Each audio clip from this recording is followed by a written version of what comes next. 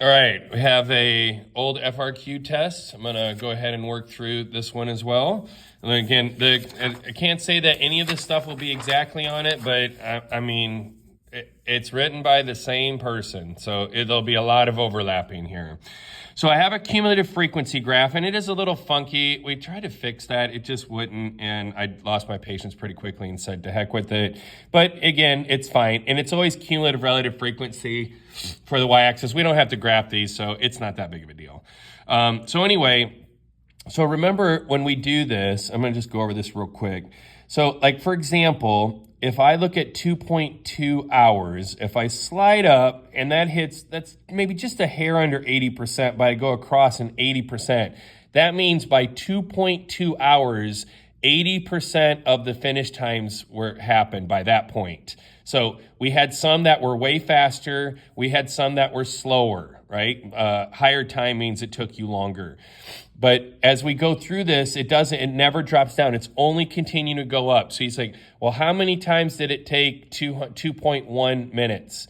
And then that was about 30%, but not just for 2.1, sorry, I said minutes, 2.1 hours, but 2.1 from whatever the lowest one was up to 2.1 hours. 30% of all of the observations were at that number or less. And again, if I went to 2.15 hours, that looks like that'd be about 55%.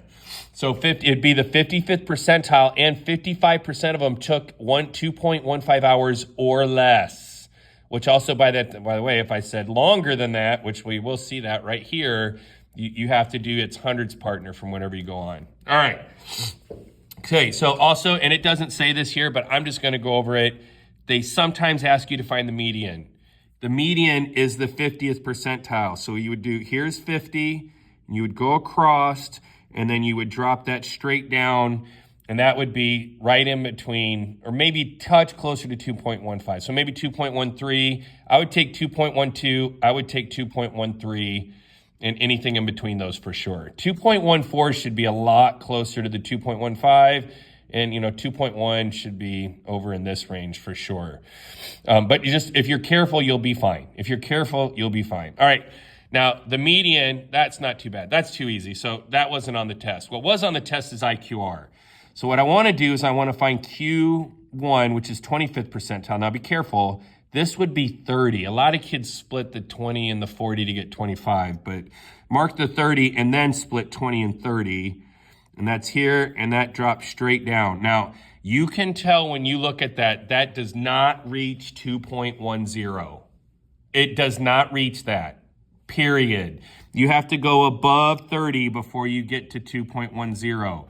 So I made Q1 2.09. Now, you might say, oh, I think it's 2.095, fine. But we did not accept 2.10 for Q1 on this problem. Okay, and then we need to find Q3. There's 70, 75, and you'd go straight across, and then I drop down. And again, this is like 2.175 here, so this would probably be 2.18. Again, 2.19, you're really pushing it there. 2.17, again, that would be less than half. I don't know. It really should have been 2.18. Okay. But again, maybe it won't be quite that picky. Maybe it'll be a larger scale, so we'll have a little bit more wiggle room on there. But I don't really see it being any other numbers than that. And then the IQR, remember, is a single value, Q3 minus Q1, 0.09 hours. All right. I probably over-explained that a little bit, but I really like this question. Very, very likely you would find the IQR on a cumulative frequency graph. All right, last week her trick took 2.2 hours. About what percentile would this be? So there is no 2.2 over here, but there is a 2.2 here. And tell you what, I'm gonna erase this, so otherwise it's gonna get too busy. For 2.20, if I tell you the finish time and want the percentile, you'll draw up and then hit the line and go across. Now, you could probably say that hits a teeny tiny bit above it. So 79th, but the thickness of the pencil covers up that gap. So we also took 80th. Really 79th is probably a better answer, but 79th or 80th percentile. About what percent of the trips took longer than 2.15? So I go up here, 2.15, draw across. Actually, I'd already done that one. About 55% took less, but it's 45% took longer. So be careful. When you hit that percentile, remember that's the percentage of the people we were equal to or less. This one, it said more. That was just straight trickery. Straight trickery on that one. But I can tell you, I didn't come up with that. I saw it on an AP exam question, and I thought, I have never done that. We better get that on there. So anyway, there's your cumulative frequency graph problem. And again, we could say that, it took 2.3 hours. That's at the 90th or 93rd percentile. These were just the numbers that we happened to pick. All right, next. This one will be on the tests. It's Z-score and interpret the Z-score. So we get this information whether or not you took BC calculus or AB calculus, and Sammy took AB calculus. So we want to use the AB calculus numbers. You're like, well, why did we get the SAT? Why did we get the BC calculus? It's just extra information, and we need to make sure you just be ready for that. It's not that unusual. It'll be fine. It will be fine. Just pay attention and see how I underline. It's AB, and I went here and underlined. I mean, obviously you probably don't need me to tell you that, but that's just something I'd have done. All right, so on this one, Sammy got a 650. It was less than an average, so my number is going to be negative. Okay, so I subtract, divide by the standard deviation. You don't need to put this middle step here, but it's just notes in a video. But there you go, that's fine. I'm just got a little more info in there. And I get negative 0.631. So the interpretation, Sammy score of 650 on the SAT test for AB calculus. All of that context, get it in there. So Sammy scores 650 on the SAT. Well, maybe, but we're definitely comparing to AB calculus. But I suppose there could be an argument made that Sammy is who we're talking about. What he did was get a 650 on the SAT. But we do want to typically get all the context we possibly can. I think this number will be written as a positive, but because my number is negative here, it's going to be below the mean or less than the mean or something like that. So keep that in mind. But and again, if you write it as a negative number here, no, that's not going to cut it. And then the percentile, again, I very much like the odds of you seeing this on your test. And this one is interpret, and that's not even really the interpretation, but that's the answer. Yours will just be answer the question in a sentence. I'm not going to have you interpret it. So this is what it's going to look like on the 2024 test. And I'll just talk through about what the interpretation would be. All right, so what was his score? So his percentile score. So we state the distribution, then we do the calculations. Again, percentile, it's harder because it doesn't say what percentage got less than 650. It says percentile, but percentile always goes to 0. So you need to remember percentile will be lower to 0 to upper to whatever the score was in the problem. And then I get 0.2641, which is the 26th percentile. And remember, we always round that to the whole number and round down. Again, mathematically, this one rounded down. Lucky them. I wouldn't suspect that that's going to happen on the test this year. And then answer, Sammy scores 650 on the SAT, pluses him at the 26th percentile for AB calculus students. That would just be the answer the question in a sentence, which is what you'll be doing. That's what I'll be doing on the 2024 test. That's probably the people listening to this video. If it said interpret, you would then have to say, this means he did as good or better than 20%, 26% of the students in AB calculus. Or Sammy scored 650 on the SAT test, means here, 650, he did better than 26% of the students that took AB calculus. But like I said, we've kind of de-emphasized that. This interpretation, this leads to many things we do throughout the whole year. We got to get used to this one. You're just gonna have to trust me. We're not gonna interpret Z-score, but the wording of this is something that we'll just see over and over and over and over and over. All right. Then we have this big question. And again, I'm not gonna read the whole thing, but Basically what they're doing is they gave us the average and standard deviation of all cars made in 2015. I actually looked that one up at one time. And then I made up this question and I said, because I like making fun of California. I like to visit California. I don't like to stay there very long though. And if you're from California, I'm sorry that you are from California.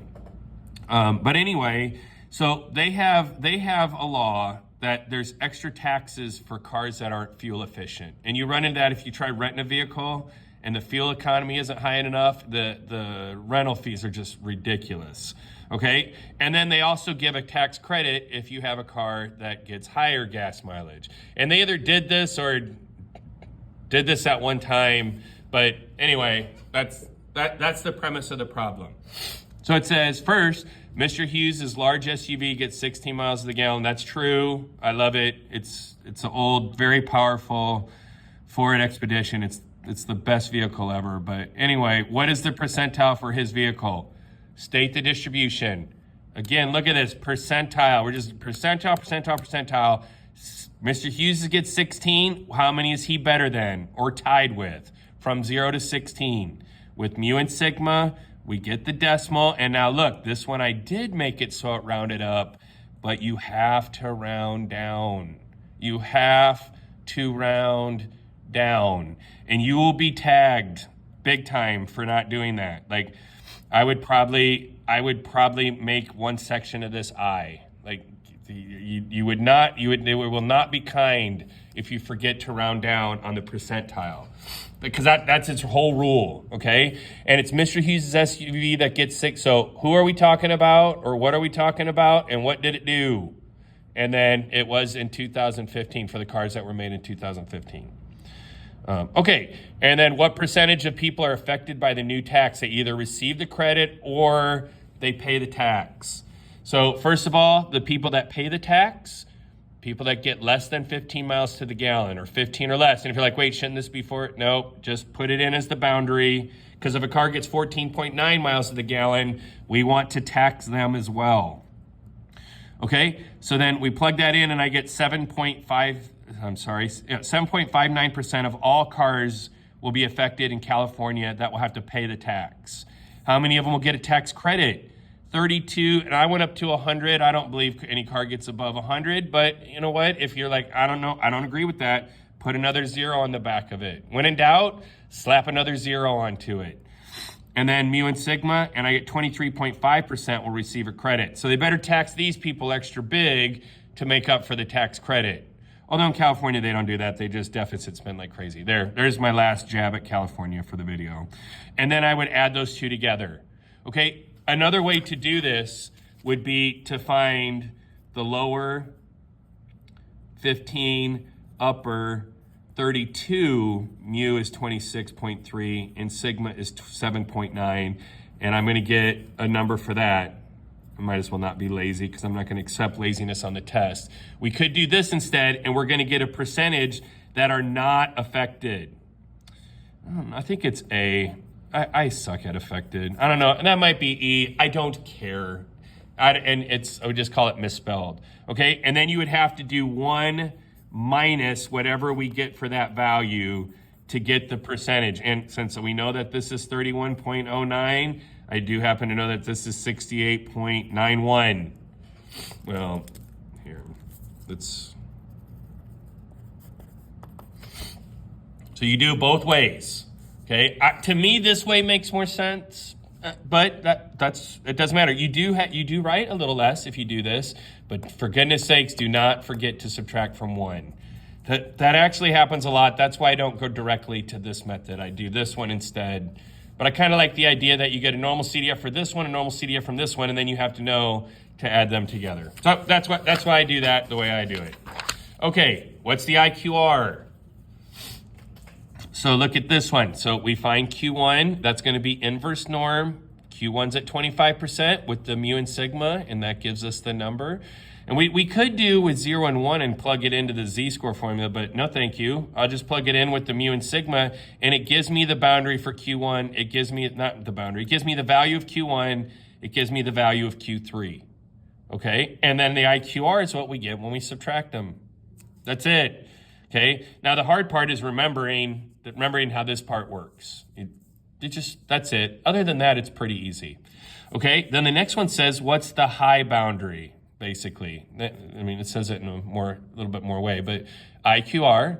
Then we take 1.5 IQR, and then we take Q3, that 31.63, plus the 15.99, the boundary. So a car that gets 47.62 miles per gallon would not be an outlier, but a car that gets 47.7 miles to the gallon is.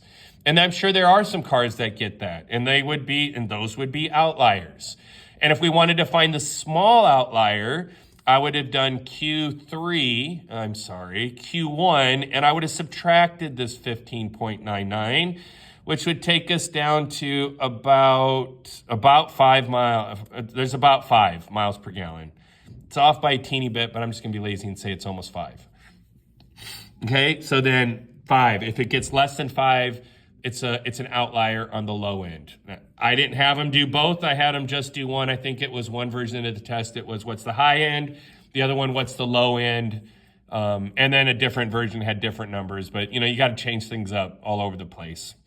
But anyway, there's how you could find outliers there. And again, like I said on this one, there are cars that get less. And you say, what cars get less? Like a bus. A bus would not get 5 miles to the gallon. I think they're working on that, but big vehicles do not get that. Don't even get 5 miles to the gallon. You just don't have to pay to fill them up. That's it. Okay, then this one it says, after the last test in AP Stats, Mr. Hughes has added 30 points to everyone's grade, and that will not be happening, but there you go. So this is in a fantasy world where we just go willy-nilly adding points to everybody's score. Maybe when I retire. Maybe when I retire, I'll do that just for fun. But what effect will this have on the standard deviation? So we're going to add a set amount to every single score. That would add the average would increase by 30, but there would be no effect to the standard deviation. Adding a set value, it's pretty hard to read, but a set value adding a set value has no effect to any measurement of spread. Range, IQR, standard deviation. If I multiplied everything, if I doubled everybody's score, it would affect the spread, but adding a set value doesn't have any effect. And range is the easiest one. If let's just pretend that the lowest score was 30 and the highest score was 70. The range is 40, right? And maybe that's why I would add 30 to everybody's score, because the highest score is 70. If I add 30 to everybody, the smallest is 60, the biggest is 100. Yes, these numbers are bigger, but they're still 40 apart from each other. So adding a set number to each value will not affect the spread.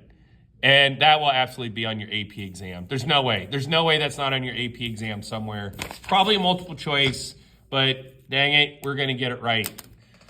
All right, under 20 minutes. Hooray for under 20 minutes.